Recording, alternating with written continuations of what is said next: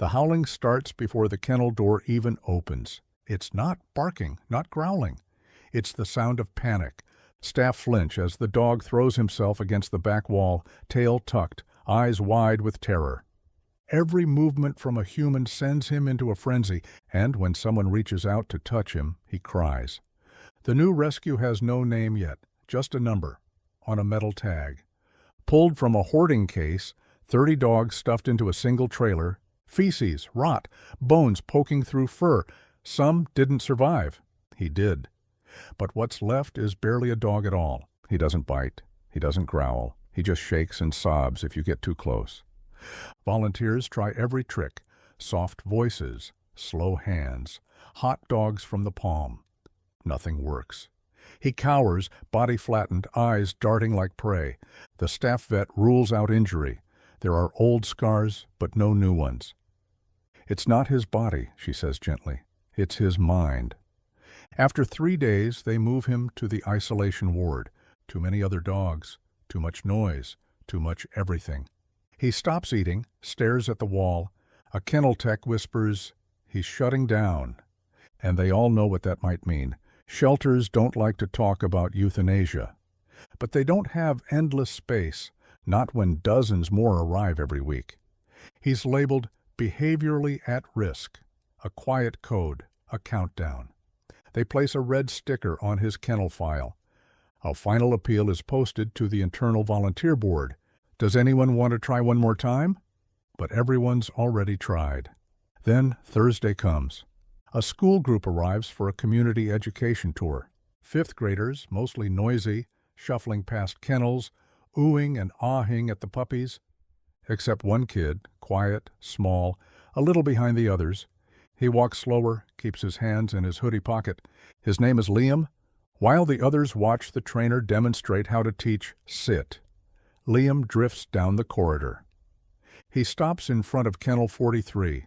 The dog is curled in the corner, shaking slightly. Liam doesn't say anything, doesn't tap the glass. He just sits, on the floor, cross-legged, backpack still on. A silent presence. The dog peeks out, stares. There's no hand reaching for him, no voice, no command, just stillness and breathing. 10 minutes pass. Liam doesn't move. The shelter supervisor rounds the corner, confused. "You okay, buddy?" Liam nods. He's scared, so I won't touch him. The staff watches, stunned. The dog hasn't cried, hasn't moved away. He just watches the boy. The school tour ends. Kids file out. But Liam asks if he can come back. After school, just to sit. They say yes, not expecting much. But the next day he returns, sits again, says nothing. And again the dog does not cry. The red sticker stays on the file. The countdown is still ticking. But for the first time, someone is holding it back. Liam returns every day. No one tells him to, no one has to. He finishes his homework at school, then walks straight to the shelter. Backpack slung low, sneakers dragging slightly. He signs in with the front desk and walks the same hall. To kennel 43. The dog waits for him now, still curled up, still silent. But he doesn't cry anymore when Liam arrives. He lifts his head, eyes track the boy. There's recognition there, like something ancient waking up. A sense that someone sees him not as broken, but as understood. Liam never touches the cage, never speaks. He just sits. Shelter staff start watching the clock for him. The dog still won't eat from their hands, still won't be touched. But when Liam is there, he eats slowly from a dish placed just outside the gate. They move it closer every day. By day 6, it's inside. He doesn't flinch. Volunteers whisper, "He's changing." By the end of the 2nd week, the dog inches toward Liam. Not all the way, just close enough for a paw to stretch out toward the glass. Liam notices, but doesn't move. He just smiles. One night, as Liam signs out, a volunteer offers him a new name for the dog. Want to name him? Liam thinks for a moment, then, Shadow. "Why Shadow?" the volunteer asks. "Because that's what I felt like before I met him." The name sticks.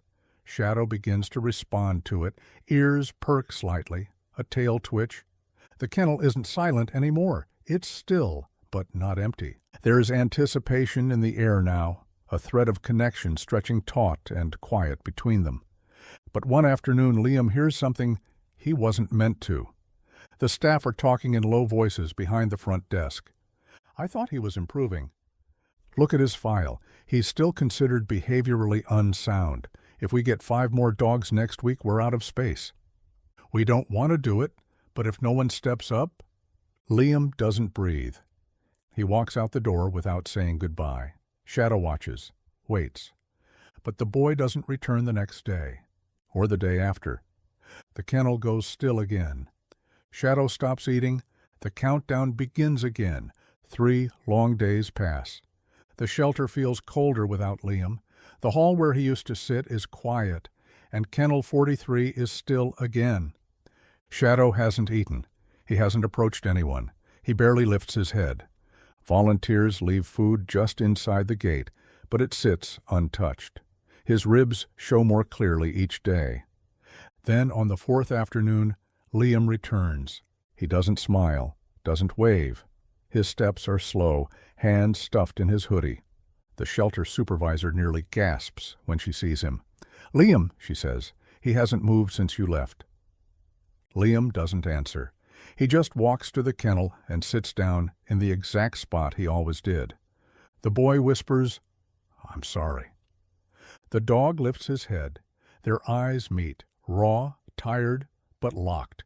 Shadow stands, wobbles, moves forward, not fast, not happy, but deliberate. He crosses the floor slowly, eyes never leaving Liam.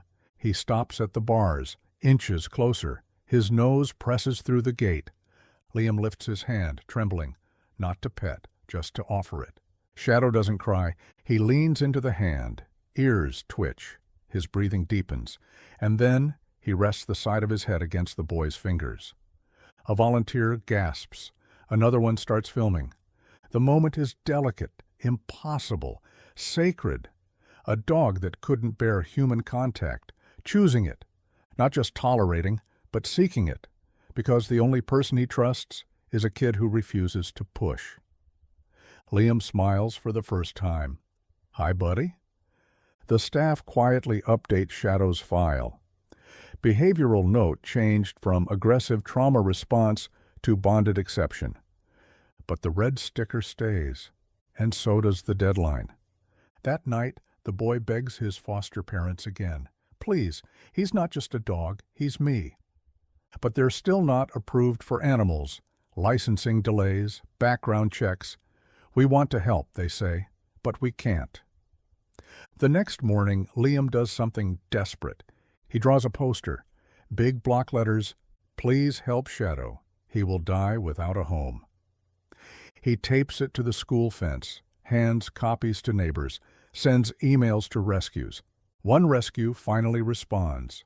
"We'll help," they say, "if someone can foster him right now." Liam's foster home doesn't qualify. The shelter can't hold him past Friday. So that night, Liam waits until his foster parents are asleep. He quietly pulls on his hoodie, grabs a flashlight, and slips out the back door. He walks half a mile to the shelter, climbs the side fence, and opens the back gate. Shadow is waiting, leash clipped. Gate open, no hesitation. Together they disappear into the dark. By morning, everything explodes. The boy is gone. So is the dog. And the shelter's security footage confirms it. 1:42 a.m., Liam entering, leash in hand. Volunteers panic. The director calls the police. The foster family is devastated. A missing child, an escaped animal. The headlines write themselves. By midday, local news is broadcasting Liam's name and photo. But instead of fear, the public feels something else. Sympathy, hope, a strange belief that this story means something. The video of the first touch goes viral. Over 200,000 views by evening. Comments pour in. Find them. Save them both. The shelter's inbox crashes from adoption inquiries, but Liam hasn't gone far. A park ranger finds them huddled beneath an old wooden bridge just outside town. Liam is curled into a blanket, face dirty, but calm. Shadow lies pressed against him, ribs rising slowly. Neither runs, neither growls. They just look at the rescuers. The ranger crouches. "Are you okay, son?" Liam nods. "We were just waiting for someone to say yes." They're taken back to the shelter under flashing lights. Reporters crowd the gates. Volunteers line the walkway. Some are crying. The shelter director meets him at the door. "Liam, we're so sorry. You were right." Later that night, the shelter hosts an emergency board meeting. Shadow's red sticker is removed. The rescue that offered to help steps in with foster placement. But it's not needed. Because Liam's foster family moved, shaken, changed, files, new paperwork. They'll fast-track their own approval, not just to foster, to adopt, both of them. 2 weeks later, the living room is quiet. There's no camera, no crowd. Just a boy with a pillow in his lap and a golden-furred dog asleep on top of it. Shadow's eyes flutter in sleep. Liam's hand strokes behind one ear. The paperwork is complete. Liam's family has passed inspection. Their application for full guardianship of the boy and the dog has been approved. The shelter sends them home with a new collar, a new bed, and a certificate. In honor of Shadow for choosing trust when it wasn't safe to try. The local paper runs a headline the next day.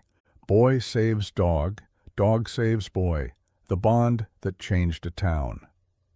In the weeks that follow, Liam starts to talk more at school. He writes an essay about bravery, not the kind with swords or medals, but the kind that shows up when no one else does. Shadow adjusts too. No more trembling, no more crying. He sleeps curled at Liam's feet, follows him through the house, and lets himself be held. Everywhere the boy goes, the dog is there. On sunny days, they sit on the porch together. Liam sketches. Shadow rests his head on the boy's foot. One afternoon, the mail arrives with a letter from the rescue team. It includes a photo, Liam's flyer, folded and stained from the park grass. Someone had picked it up after the story broke and mailed it back with a note. "You saved him. He saved you. Never forget what that means." Liam hangs it above his bed. That night, as the sun sets and the house grows still, Shadow hops up beside him.